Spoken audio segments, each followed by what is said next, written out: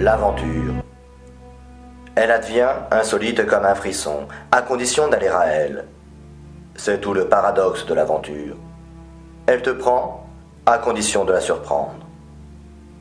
Et elle surprend qui sait la prendre. On la vit si on la veut. Toute existence comporte l'aventure au gré de qui la désire. Mais tu peux la laisser de côté, comme on laisse une épée au fourreau. J'aurais pu, j'aurais dû. Mot terrible, disait Bernanos. Allez, prends son foulard, Maral!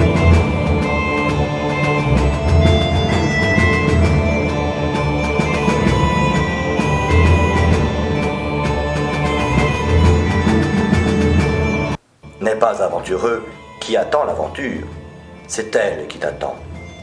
L'aventure est une alliance subtile de l'imagination et de la volonté, de l'intelligence et de l'action. Elle se maîtrise constamment, au-dedans comme au-dehors.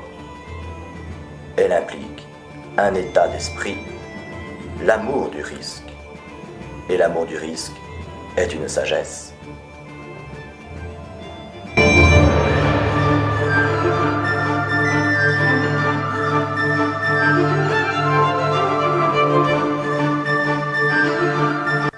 Ceux qui ne peuvent mentalement ou physiquement tirer l'épée pour se mesurer à l'aventure, iront la chercher dans leurs fantasmes, dans des livres ou des films destinés à cet usage. Car l'homme, fondamentalement, a besoin d'adrénaline. Mais il ne peut exorciser vraiment son démon de la peur que dans le réel, en acte. Très bien, très bien. Quoi qu'il en soit, les succédanés de l'émotion tels qu'on peut les connaître, par exemple dans les parcs de loisirs, n'ont jamais fait les Guillaumets ni les Mermoz. Pied droit, go. L'héroïsme véritable suppose d'abord l'aventure intérieure.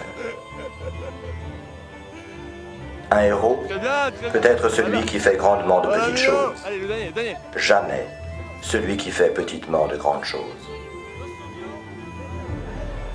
C'est pour cela que le saint est toujours un héros, celui qui fait de sa vie une victoire continuelle.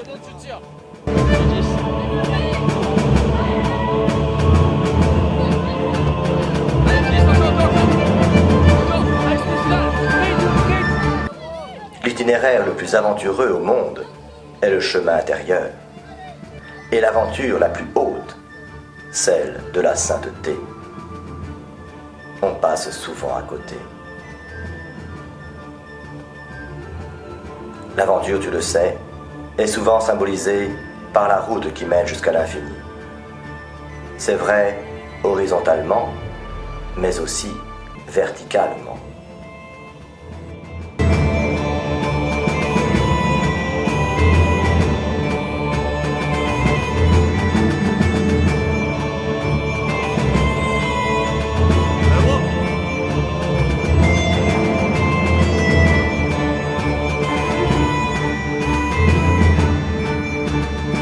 L'aventure scout est une expérience forte et réelle.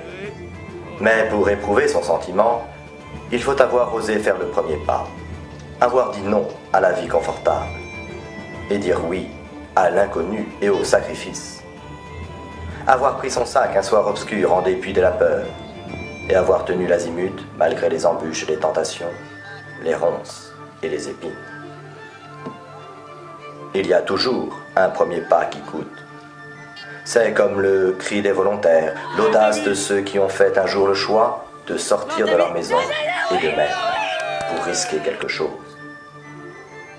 L'aventure est un choix.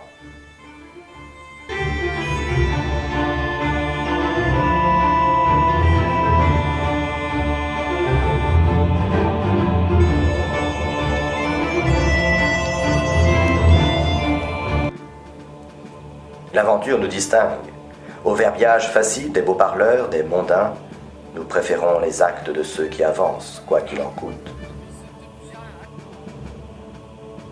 L'aventure est un état d'esprit qui ne déçoit jamais. C'est renoncer à son égoïsme, à son confort, à sa sécurité, rechercher ce qui est difficile et vouloir vivre rudement. C'est aussi l'esprit d'un chrétien. Si quelqu'un veut me suivre, dit Jésus, qu'il se renonce et porte sa croix.